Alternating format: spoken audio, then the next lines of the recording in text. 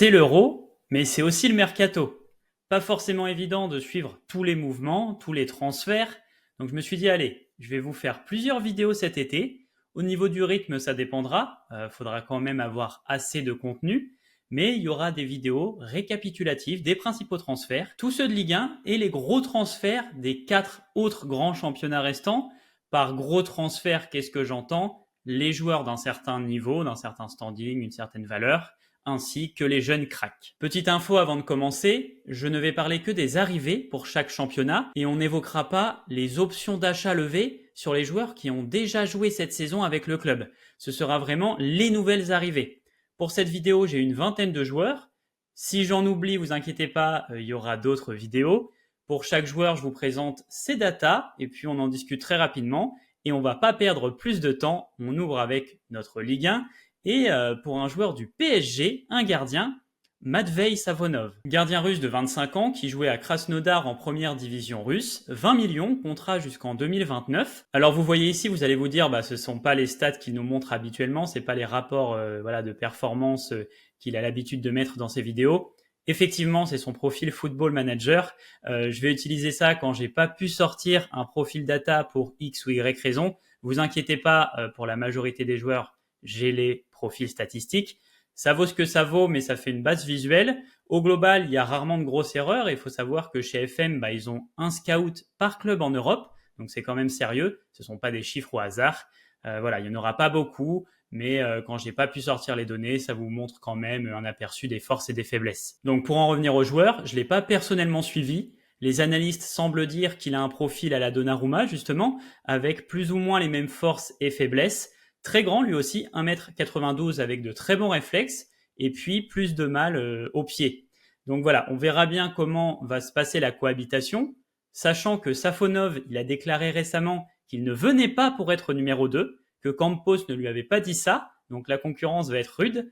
Transfert assez intriguant en tout cas. On continue avec Hervé Kofi, 27 ans, qui rejoint Lens pour 2,5 millions en provenance de Charleroi en D1 belge. Contrat jusqu'en 2028, gardien également donc.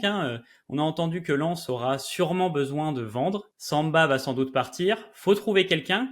Et pour le coup, sans avoir le niveau de Samba, Kofi c'est un bon gardien. C'est surtout un bon rapport qualité-prix, si je puis dire. Vous le voyez, bon sur sa ligne. Il a arrêté un penalty aussi cette saison sur 6, je crois. Meilleur que 97% des gardiens des 8 premiers championnats au niveau des centres adverses interceptés. C'est notable puisqu'il fait 1m86 et qu'en général, ce sont vraiment les très grands gardiens qui ressortent bien ici. Puis il reste pas non plus collé à sa ligne. On voit qu'il intervient de temps en temps avec une distance moyenne des sorties plutôt élevée. Voilà, il y a des progrès à faire au pied, mais en tout cas, pour le prix, Lens ne prend pas énormément de risques et on lui souhaite de réussir là-bas. On termine le tour de Ligue 1 avec Auxerre qui recrute un jeune talent, Lasso Koulibaly, 21 ans, engagé jusqu'en 2028, joueur du club de Nord-Jylland, d'où viennent Nouama, Souleymana, Kudus, Adingra, enfin, tous les étés, ils te sortent un ailier. Koulibaly, c'est pas du même niveau que ces joueurs-là, pas autant suivi évidemment, on parle de 2 millions d'euros, 4 buts et 4 passes décisives cette saison. Il a été prêté au Randers, club danois également, et puis du coup, il est revenu et puis il va être vendu à Auxerre.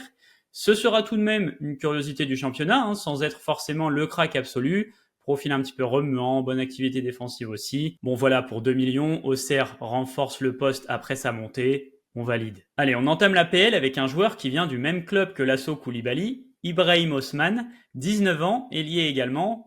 Beaucoup plus suivi en revanche. En même temps, on parle de 18 millions d'euros pour rejoindre donc Brighton, club qui aime bien ce genre de transfert, qui aime bien aller chercher des cracks.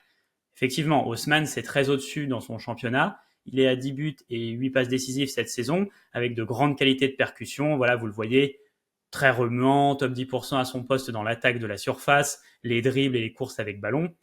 J'ai pas réussi à trouver la durée de son contrat. En tout cas, on va suivre ça d'assez près. La première ligue, c'est pas le championnat danois. Faudra travailler, faudra s'adapter. Et si ça prend, ça peut être bien sympa. Un autre joueur bien sympa qui arrive en PL, c'est Chadi Riyad, le joueur du Barça qui a été prêté au Betis cette saison. Il a 21 ans, il arrive à Palace pour 15 millions d'euros, contrat jusqu'en 2029. Le jeune Marocain a vraiment fait une belle impression, c'est un transfert qui me hype assez personnellement. Il y avait que 4 défenseurs cette saison avec un meilleur taux de réussite dans les duels défensifs. dans les 5 premiers championnats.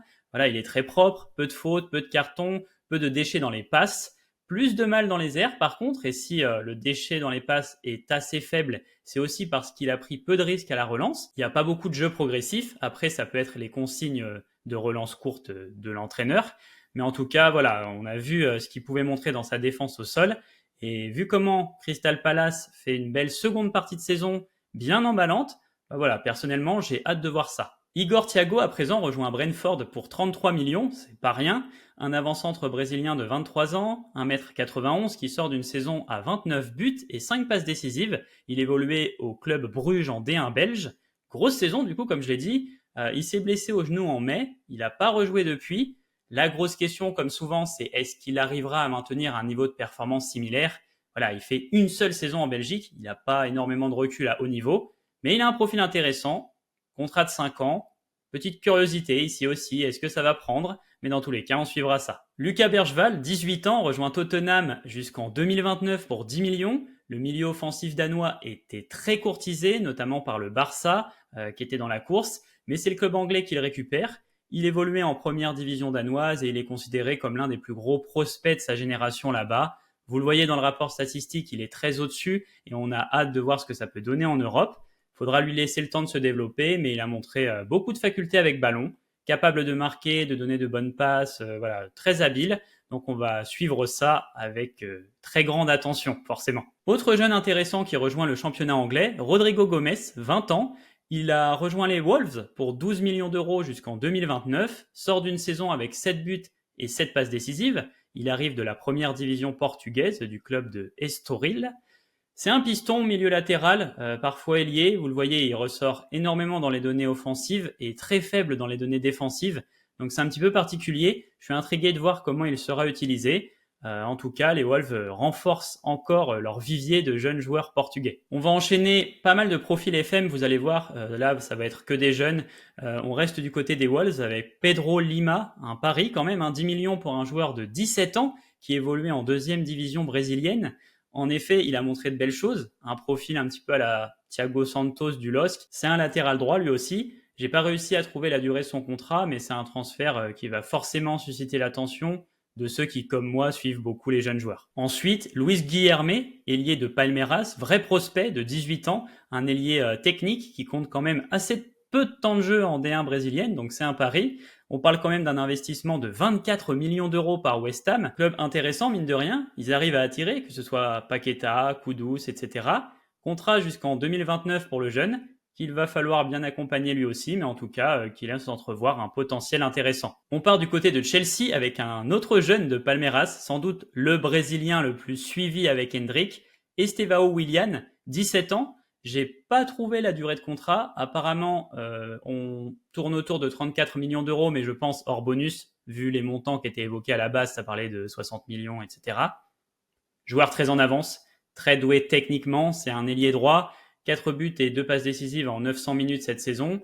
Chelsea a eu la bonne idée, je pense, de le laisser faire la saison au Brésil et de le récupérer en 2025. On est forcément intrigué par ce transfert. Globalement, il y avait un petit peu les 4 jeunes fantastiques à récupérer en Amérique du Sud. Vitor Roque, Hendrick, Estevão et le 4e dont on va parler immédiatement parce que Chelsea est aussi allé le chercher, Kendry Páez, l'Équatorien de 17 ans. Je crois que ça va être un petit peu la même chose. Ils vont le laisser finir sa saison à l'Independiente en Équateur. Gros talent lui aussi, joueur offensif qui d'ailleurs joue actuellement la Copa. Il a marqué un penalty au dernier match contre la Jamaïque. J'ai pas réussi à trouver les détails du contrat, même le montant du transfert.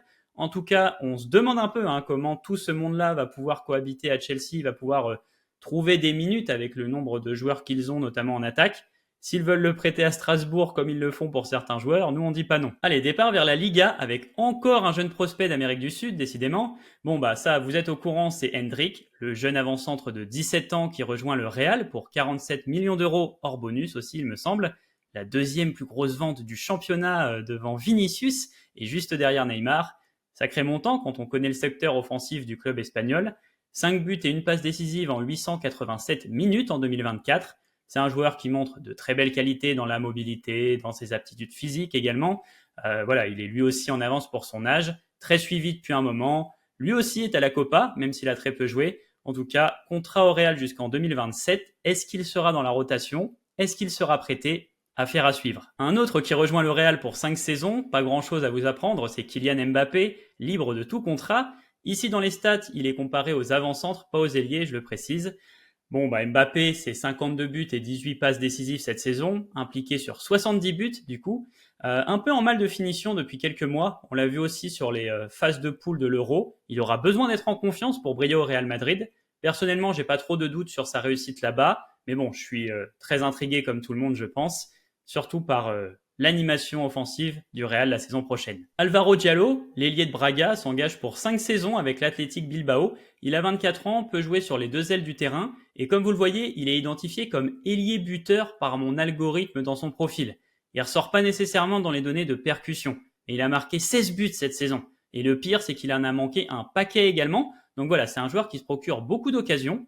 On sait qu'ils aiment bien les ailiers à Bilbao, actuellement ils ont les frères Williams, même si Nico pourrait bouger cet été. En tout cas, recrutement intéressant pour 15 millions du coup. Ladislav Krejci, défenseur central de 25 ans, 1m91, rejoint Gérone pour une durée de 5 ans et un montant de 8 millions en provenance du Sparta Prague en première division tchèque. Quand on voit le profil, on voit que c'est un joueur assez proactif, assez vertical, qui fait gagner des mètres par la passe et par la course. Donc pas étonnant que Gérone se soit positionné, ils aiment bien les centraux joueurs.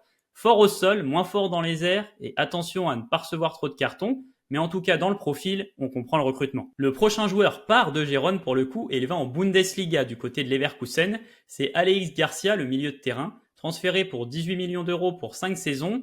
Même chose, c'est un transfert qu'on comprend facilement. Garcia, c'est un joueur de ballon, ancien de City, qui s'est bien montré cette saison en Espagne. Pas percutant, mais voilà, à l'espagnol, donc à l'aise avec le cuir et bon passeur. Je pense que ça va bien matcher dans l'équipe allemande. Du côté du Bayern, Hiroki Ito quitte Stuttgart pour les rejoindre. 24 millions pour un contrat jusqu'en 2028. Alors comme vous le voyez dans les datas, c'est catastrophique défensivement, à part à la limite qu'il ne reçoit pas beaucoup de cartons. Sinon, c'est bien mieux techniquement. Au-delà des stats, ça reste un défenseur assez considéré. Faudrait que je regarde en détail ce qui n'a pas été.